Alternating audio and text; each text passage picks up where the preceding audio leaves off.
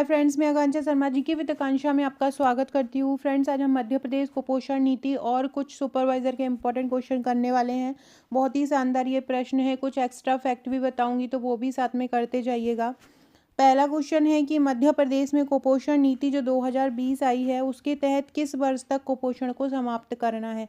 तो सबसे पहले आपको यही ध्यान रखना है कि कुपोषण नीति आई कब है। तो कुपोषण नीति 2020 में आई है। कब आई है? 2020 में आई है। और इसके तहत कुपोषण से नियंत्रण के लिए बहुत सारे कार्यक्रम चलाए हैं। कुपोषण, हर तरह का कुपोषण, जो कुपोषण के प्रकार होते हैं उसमें हर तरह तक के लिए लक्ष्य निर्धारित किए गए हैं। और ये लक्ष्य जो निर्धारित किए गए हैं वो 2025 तक के लिए किए गए हैं। तो इसमें और क्या क्या बोला गया है? इसमें ये भी बोला है कि 5 साल से कम उम्र के बच्चों में ठिगनेपन को 33% तक कम करना है। क्या बोला है? जो 5 साल तक के बच्चे हैं उन लोगों में ठिगनेपन को 33%, अभी जो 5 वर्ष तक के कम उम्र 5 वर्ष से कम उम्र के बच्चे हैं वो ठिगनेपन का शिकार हैं। तो ये बोला है कि वो ठिगनापन जो है उसको 33%, अभी 33% है, उससे भी कम करना है। 5 साल से कम उम्र के बच्चों में जो वजन है वो 25% से कम कम करना। मतलब अभी जो वजन जितने लोगों का कम है इतना हो जाए कि पूरी जितने भी कुपोषण में 25% से भी कम हो जाए। मतलब इतना टारगेट रखा हुआ है। 5 साल से कम उम्र के बच्चों में दुबलेपन को 8% कम करना है। दुबलापन कितना कम करना है? 8% कम करना है। वजन कितना प्रतिशत कम करना है? वजन 25% कम करना है। ठिगनापन कितना कम करना है? ठिगनापन जो है वो 33% कम करना है। ये जो राष्ट्रीय कुपोषण नीति 2020 आई है उसमें ये सारा लक्ष्य रखा गया है। ये सारे फैक्ट आपसे पूछ सकते हैं कि ठिगनापन, कुपोषण नीति के अंतर्गत 5 वर्ष से कम उम्र के बच्चों में ठिगनापन कितना प्रतिशत कम करना है। आपका आंसर होगा 33%। आपसे पूछेंगे कि कुपोषण नीति के तहत वजन कितना कम करना है, तो 25% से कम करना है। आपसे पूछेंगे दुबलापन कितना कम करना है, तो 8% से कम करना है ना। कुपोषण से लड़ने के लिए मध्य प्रदेश सरकार ने 13 मंत्रियों के साथ ये राज्य पोषण मिशन बनाया था। इसमें सारी स्थानीय संस्थाएं, ग्रामीण स्वास्थ्य समिति, ये सारे सम्मिलित थे। इसके अलावा मंगल दिवस को मैंने बताया था आपको कि मंगल दिवस में भी अपडेट हुआ है। पहले जो मंगल दिवस मनाते थे अब मंगल दिवस में अपडेट हुआ है। जैसे पहले जो 5वें पे बनाते थे वो अब 4थे पे, इस तरह से अपडेट हुए। मैंने जो जो मंगल दिवस जो अपडेट हुए हैं उसको मैंने एक न्यू अपडेट वाला बनाकर इंस्टाग्राम पर डाला है। इंस्टाग्राम पर आप लोग जाके वहाँ पे निःशुल्क देख सकते हैं। इंस्टाग्राम पे बहुत अच्छे अच्छे वीडियो भी आपको मिल जाएंगे। इसके अलावा 2047 तक सभी प्रकार के कुपोषण का पूरी तरह से उन्मूलन करने का दीर्घकालिक लक्ष्य भी रखा गया है। ये भी आपको फैक्ट याद रखना है। तो इसका आंसर क्या हो जाएगा? 2025 हो जाएगा। और ये 2025 तक कुपोषण के कुछ प्रभाव कम करना है। कुपोषण के कुछ प्रभाव कम करना है, लेकिन पूरी तरह कुपोषण को समाप्त करने का लक्ष्य रखा है 2030। देखो, अगर नॉर्मली थोड़ा थोड़ा पूछा जाए कि जैसे कि ठिगनेपन को कब तक कम करना है, तो 2025 तक। दुबलेपन को कितना समय तक कम करना है? 2025 तक। लेकिन ओवरऑल जो कुपोषण को समाप्त करने का लक्ष्य रखा है वो कब तक रखा है? ओवरऑल कुपोषण को समाप्त करने का लक्ष्य 2030 तक रखा है। कब तक रखा गया है? 2030 तक रखा गया है। 45% से कम कुपोषण करना है पूरे मध्य प्रदेश। अभी मध्य प्रदेश में कुपोषण की स्थिति ये है कि मध्य प्रदेश में सबसे ज़्यादा कुपोषण के नाम से आता है। जैसे कि पूरे देश का इथोपिया जो होता है, भारत का जो इथोपिया है, विश्व का जो इथोपिया है, जो कुपोषित शहर है, उसकी तुलना मध्य प्रदेश के श्योपुर से की जाती है। श्योपुर सबसे ज़्यादा कुपोषित जिला है और इसकी तुलना जो है वो विश्व के इथोपिया से की जाती है, क्योंकि इथोपिया जो है वो भी बहुत ज़्यादा कुपोषित शहर है। अगला है, मध्य प्रदेश कुपोषण नीति के तहत मातृ मृत्यु दर को कितना करने का लक्ष्य रखा गया है। मध्य प्रदेश में कुपोषण नीति बनी है, उस कुपोषण नीति के तहत मातृ मृत्यु दर मतलब होता है प्रति 1 लाख जनसंख्या में कितनी महिलाओं की मौत हो जाती है। प्रति 1 लाख जनसंख्या में निकाला जाता है। तो इसको कितना करने का लक्ष्य रखा है? इसको 70 करने का लक्ष्य रखा है। कितना रखा है? 70 करने का लक्ष्य रखा है। और वर्तमान में ये करीब 170-72 है, और जबकि इसको लक्ष्य कितना करने का रखा है? 70 करने का लक्ष्य रखा गया है। मध्य प्रदेश कुपोषण नीति के तहत मातृ मृत्यु दर कितनी जनसंख्या पर निकाली जाती है? प्रति 1 लाख जनसंख्या पर निकाली जाती है। मातृ मृत्यु दर को कितना करने का लक्ष्य रखा है? तो मातृ मृत्यु दर को कितना करने का लक्ष्य रखा है कुपोषण नीति के तहत? कितना करने का लक्ष्य रखा है? तो ये रखा है 70 करने का लक्ष्य रखा है। याद रखिएगा कितना रखा है? 70 करने का लक्ष्य रखा गया है। मातृ मृत्यु दर कैसे निकालते हैं? प्रति 1 लाख जनसंख्या में निकालते हैं। और गर्भावस्था प्रसव या गर्भावस्था खत्म होने के 42 दिनों के अंदर किसी भी वजह से होने वाली जो मौतें होती हैं वो मातृ मृत्यु दर में आती हैं। मातृ मृत्यु दर का अगर हम देखें 2017 से 2019 तक, तो मध्य प्रदेश की 2017 से 2019 में मध्य प्रदेश का आंकड़ा 163 था, जिसको लाना कितना है? 70 है। 163 जो महिलाएं हैं वो गर्भवती या प्रसव के बाद इन्हीं दौरान मर जाती है, तो इसी को ही खत्म करना है। तो ये फैक्ट याद रखना। मध्य प्रदेश सबसे निचले पायदान पे है। 2016 से 18 में ये 173 था और 2017 से 19 में ये 163 आ गया है, जिसको कुपोषण नीति के तहत कितना करना है? इसको कुपोषण नीति के तहत 70 करना है। फैक्ट याद रखिएगा। फ्रेंड्स, ये मेरा व्हाट्सअप नंबर दिया हुआ है 6260190944। इस नंबर पर आप मुझसे व्हाट्सअप करके अपना नंबर सेव करवा दीजिएगा। स्टेटस के थ्रू भी आपको क्वेश्चन याद करवाने वाली हूँ, तो स्टेटस के थ्रू भी आपको क्वेश्चन आंसर्स याद होते रहेंगे। और इसके अलावा आकांक्षा 1957 ये मेरी इंस्टाग्राम आईडी है। अगर आपने मुझे इंस्टाग्राम पर फॉलो नहीं किया है तो इंस्टाग्राम पर फॉलो कर लीजिएगा। बहुत इंपॉर्टेंट चार्ट, बहुत एडवांस लेवल के क्वेश्चन आपको मिल जाएंगे वहाँ पे। इसके अलावा मैं आपको डिस्क्रिप्शन बॉक्स और कमेंट बॉक्स में इसकी लिंक भी डाल दूँगी, तो आप वहाँ से इसको ज्वाइन कर सकते हैं। अगला क्वेश्चन है, बाल मृत्यु दर को कितना करने का लक्ष्य रखा है? बाल मृत्यु दर, देखो बाल मृत्यु दर जो निकाली जाती है वो प्रति 1000 में निकाली जाती है। और बाल मृत्यु दर मतलब होता है 5 साल से कम उम्र के बच्चों की मृत्यु। ये को हम देखो अलग अलग सूचक होते हैं, जैसे स्वास्थ्य नीति में अलग दिया है, ये कुपोषण नीति है, कुपोषण नीति में अलग दिया है, एवरेज अलग दिया, जनगणना अलग बताती है। तो ये अलग अलग आंकड़े रहते हैं, हम कुपोषण नीति वाला आंकड़ा पढ़ रहे हैं। तो बाल मृत्यु दर को कितना करने का लक्ष्य रखा गया है? बाल मृत्यु दर प्रति 1000 जीवित जन्मों पर नापा जाता है। सबसे पहले तो ये याद रखिए, बाल मृत्यु दर को कितना पे नापा जाता है? प्रति 1000 की जनसंख्या पे नापा जाता है। वर्तमान में जो बाल मृत्यु दर है वो 32 है। वर्तमान में मध्य प्रदेश की जो बाल मृत्यु दर है वो कितनी है? लगभग 32 है और 32-34 है। और इसको कितना करने का लक्ष्य है? इसको 20 करने का लक्ष्य है। बाल मृत्यु दर को कितना करने का लक्ष्य रखा गया है? बाल मृत्यु दर को 20 बाल मृत्यु दर करने का लक्ष्य, बाल मतलब प्रति 1000 पे लक्ष्य रखा गया है कि अभी तक जो 32 मौतें होती हैं वो कितनी हों? 20 हों, मतलब 20 तक करने का लक्ष्य रखा गया है। पूरी दुनिया की बात करें तो हर दिन लगभग 14,000 बच्चे जो होते हैं 5 साल से पहले ही मर जाते हैं। बाल मृत्यु दर में गिरावट तो आई है, लेकिन इसमें और भी जो होना सही होना ज़रूरी है।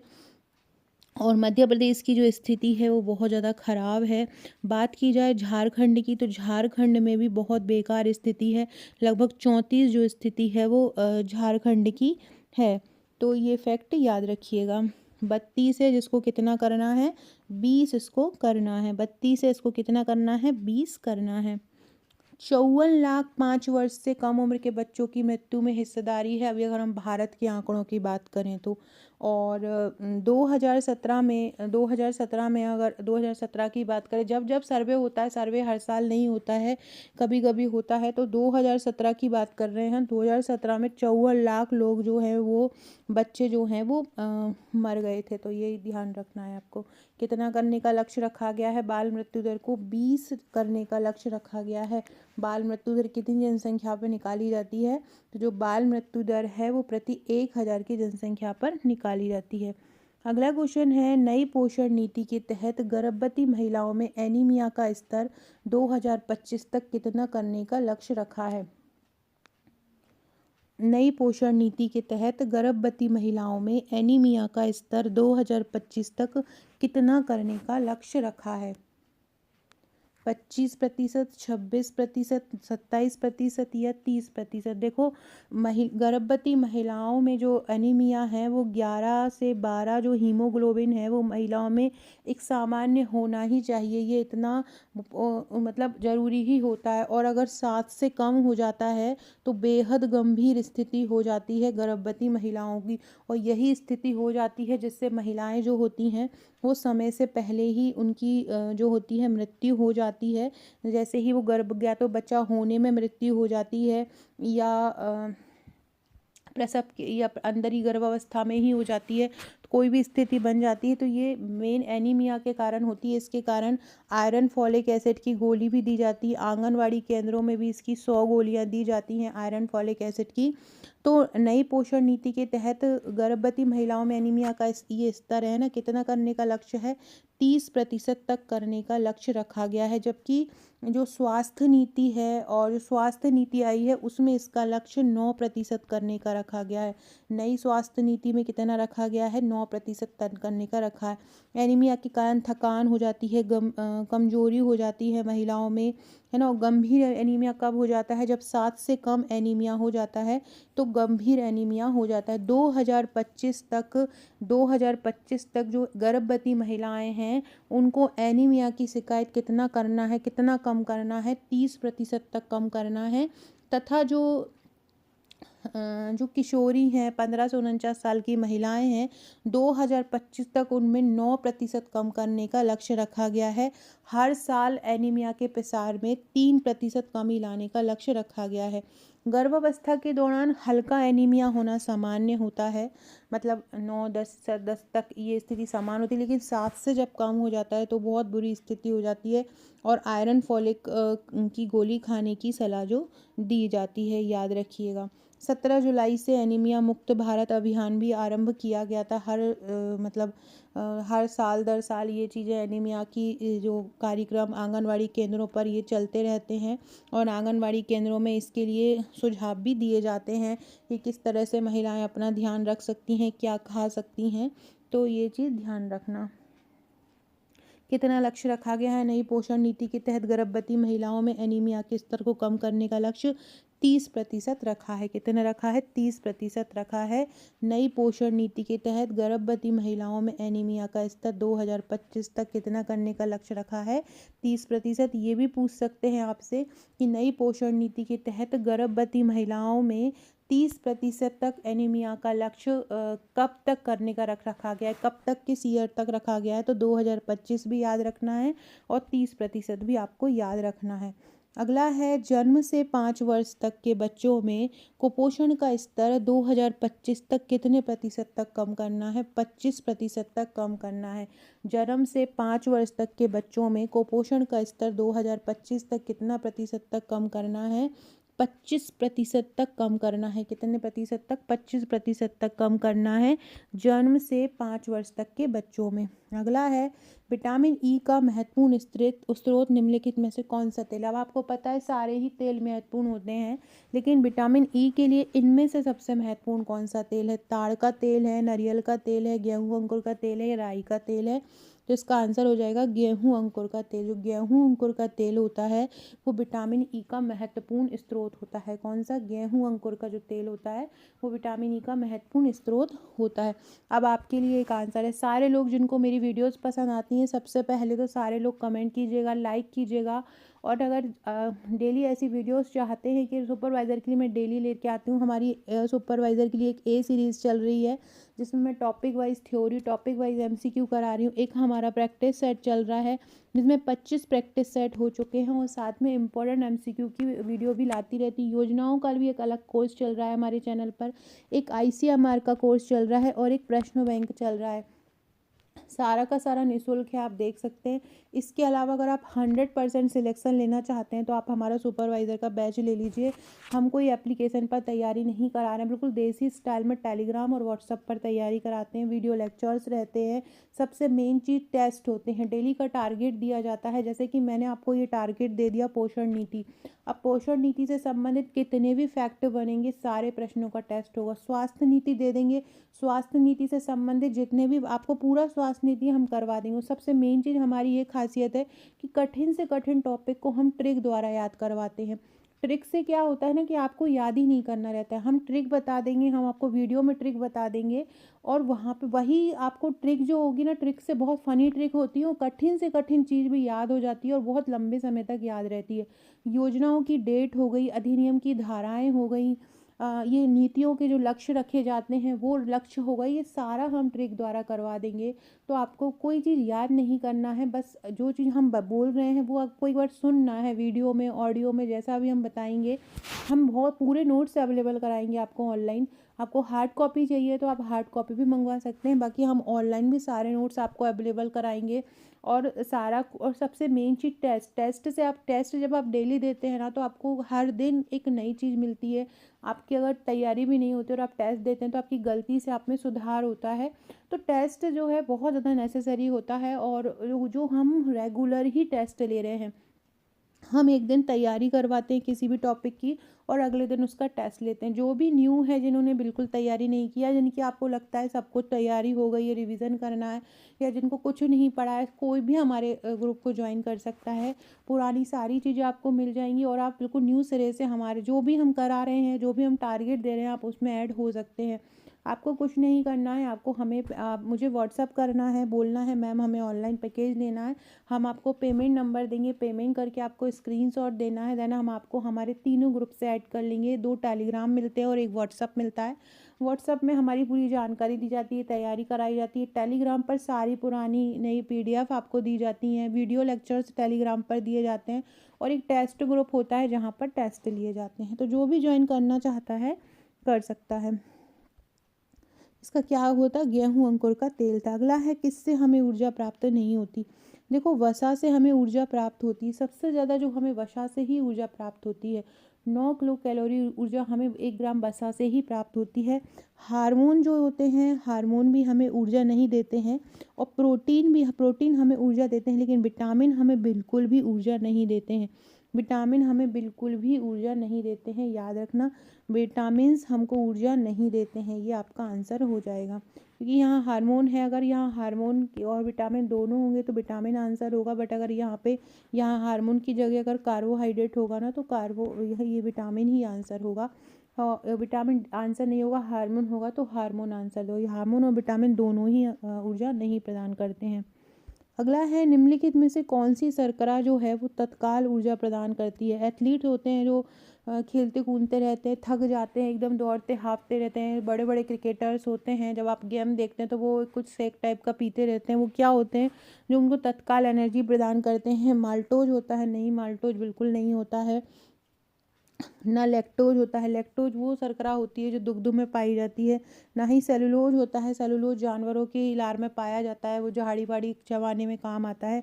ग्लूकोज जो होता है वो तुरंत ऊर्जा प्रदान करता है। ग्लूकोज का सूत्र होता है C6H12O6। ये मोनोसेकेराइड होता है, जबकि माल्टोज जो होता है वो डाइसेकेराइड होता है।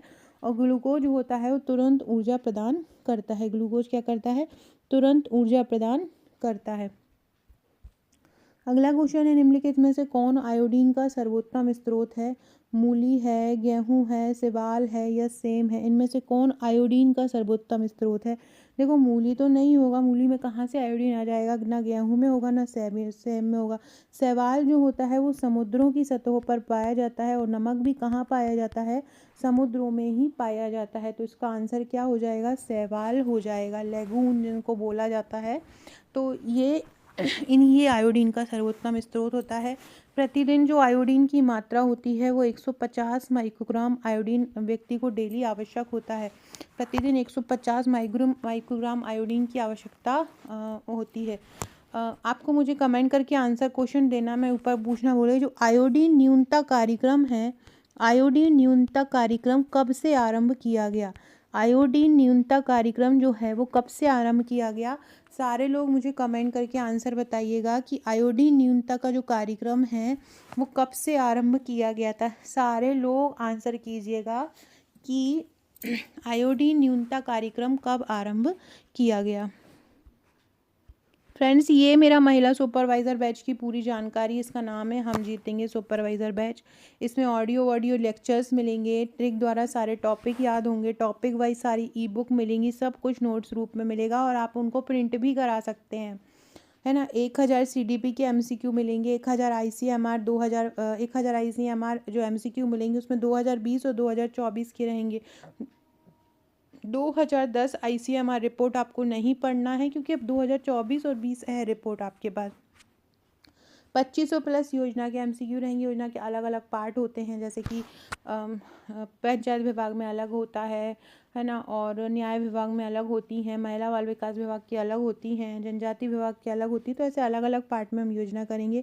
अधिनियम की सारी धाराएं आपको पढ़ना है, यहाँ से क्वेश्चन बहुत अच्छे से पूछे जाएंगे। ये सारा हमको आपको ट्रिक द्वारा करवाएंगे। किशोर न्याय अधिनियम के ही हमने हमारे स्टूडेंट को लगभग 500 से 700 MCQ करवाएं, क्योंकि बहुत ज़्यादा इंपॉर्टेंट अधिनियम है। टॉपिक तैयार करवा कर डेली टेस्ट लिया जाता है। एक डेली रात को 10 बजे और दिन में 4 बजे टेस्ट होता है।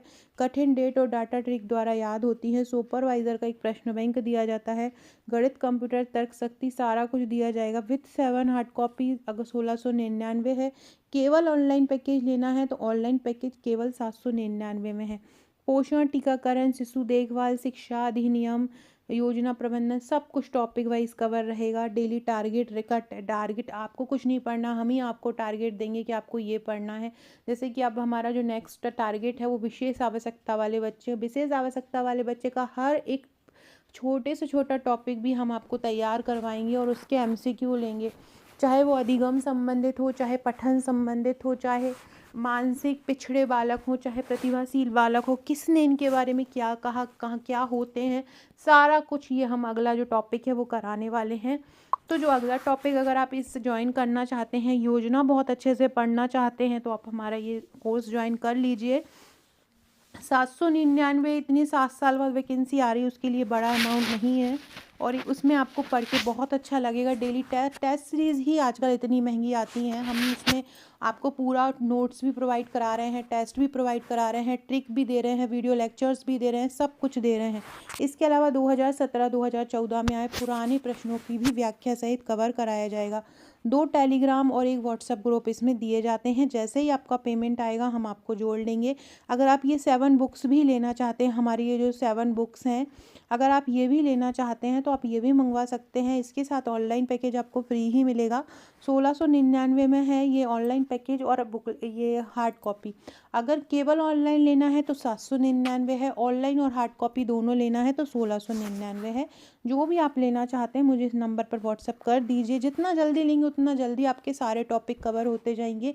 एग्ज़ाम नोटिफिकेशन कभी भी आ सकता है। एक दिन में एक वीडियो बनाऊंगी, उसमें मैं बताऊंगी कि वैकेंसी इतनी सारी आने वाली है ना, तो आप लोगों को बहुत अच्छी अपॉर्चुनिटी, गोल्डन अपॉर्चुनिटी है ये वाला ईयर, तो सारे लोगों को इसका लाभ उठाना ही चाहिए। अगला क्वेश्चन है, केंद्रीय खाद्य प्रौद्योगिकी अनुसंधान संस्थान कहाँ है? केंद्रीय खाद्य प्रौद्योगिकी अनुसंधान संस्थान पूछ रहे हैं, तो ये है मैसूर में। कहाँ पर है? मैसूर में है। इसके अलावा एक एक है विश्व खाद्य संगठन। विश्व खाद्य संगठन, विश्व खाद्य जो संगठन है वो रोम में है। जितने भी खाद्यान्न से संबंधित जो चीज़ें हैं वो यहीं पर है। रोम इटली की कैपिटल है और रोम में है विश्व खाद्य संगठन। केंद्रीय खाद्य प्रौद्योगिकी संस्थान कहाँ है? मैसूर में है। और विश्व खाद्य संगठन कहाँ पर है? विश्व खाद्य संगठन रोम में है। दोनों ही फैक्ट इंपॉर्टेंट हैं, विश्व का भी और केंद्रीय का भी, दोनों ही आपको याद रखना है। केंद्रीय खाद्य प्रौद्योगिकी कहाँ पर है? मैसूर में है। और विश्व खाद्य संगठन रोम में। सारे अंतर्राष्ट्रीय संगठन आपको करना है। थोड़ा सा दिमाग में स्ट्रेटेजी बना के स्मार्ट स्टडी कीजिए। मैं यूट्यूब पर कुछ प्रीवियस ईयर्स के पेपर का भी एनालिसिस करा रही हूँ, जो MP में आ चुके हैं, जो अदर स्टेट में आ चुके हैं, उनको ज़रूर देखा कीजिए। उनसे आपको पता लगेगा कि आपको किन चीज़ों पर ज़्यादा फोकस करना है, किन टॉपिक को ज़्यादा पढ़ना है, तो उन्हीं चीज़ों पर आप ज़्यादा ध्यान लगाइएगा। अगला है, किस निम्नलिखित विटामिनों में से किस में कोबाल्ट होता है? निम्नलिखित जो ये विटामिन दिए गए हैं इसमें किस में कोबाल्ट होता है? विटामिन B2 में होता है, B6 में होता है, B12 में होता है या विटामिन K में होता है? तो जो कोबाल्ट होता है वो विटामिन B12 में होता है। जिनके शरीर में जो विटामिन B12 की कमी हो जाती है उनको ये तंत्रिका संबंधी समस्याएं बहुत ज़्यादा हो जाती हैं, क्योंकि कोबाल्ट की कमी उनमें हो जाती है। तो उनको साइनो कोबाल्विन जो टैबलेट्स होती हैं वो उनको दी जाती हैं, क्योंकि ये बहुत ज़्यादा ज़रूरी हो जाती हैं। तो ये याद रखना है कोबाल्ट किस में होता है, तो कोबाल्ट विटामिन B12 में होता है। कोबाल्ट किस में पाया जाता है, कोबाल्ट विटामिन B12 में कोबाल्ट पाया जाता है। किस में पाया जाता है, कोबाल्ट विटामिन B12 में पाया जाता है। और ये जो होता है ना आयरन संबंधी समस्याओं को भी उत्पन्न कर देता है। जो आयरन संबंधी समस्याएं होती हैं, आयरन की कमी हो जाती है, विटामिन B12 और विटामिन B9 इन दोनों के कारण ही आयरन की समस्या हो जाती है। विटामिन B9 की अगर हम बात करें तो विटामिन B9 जो होता है पुरुषों को 300 माइक्रोग्राम आवश्यक होता है और महिलाओं को 220 माइक्रोग्राम आवश्यक होता है। गर्भवती महिला को 570 माइक्रोग्राम आवश्यक होता है। क्या, विटामिन B9 पुरुषों को 300, महिलाओं को 220 और गर्भवती को 570 और स्तनपान कराने वाली को 330 होता है। विटामिन B12 की बात करें तो पुरुष को 2.2 माइक्रोग्राम आवश्यक होता है। पुरुष को कितना, 2.2 माइक्रोग्राम आवश्यक होता है और महिलाओं को भी 2.2 माइक्रोग्राम आवश्यक होता है। जबकि अगर कोई गर्भवती महिला है तो उसको 2.25 मतलब उसको 0.25 ज़्यादा ही ज़रूरत होती है। तो 2.45 उसको माइक्रोग्राम आवश्यक होता है, 2.45। तो ये फैक्ट आपको याद रखना है।